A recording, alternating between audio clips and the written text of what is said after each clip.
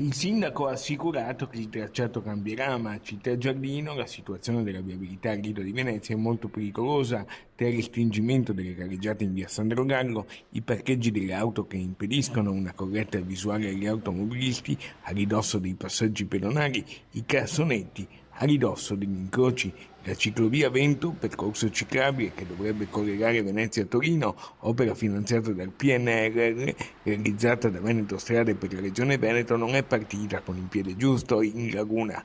I cittadini si sono ritrovati in tanti in piazza Sant'Antonio a protestare. Tiro al bersaglio delle critiche, anche il comune e la municipalità.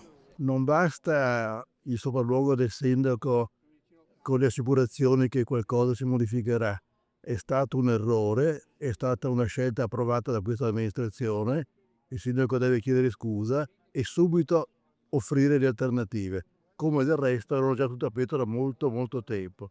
Critiche non solo a Città Giardino, ma anche per il tratto Malamocco-Alberoni e sul lungomare. Comune di Venezia e Veneto Strade non hanno assolutamente ascoltato i portatori di interessi sociali, e cioè gli abitanti, e cioè i commercianti, e cioè le imprese produttive.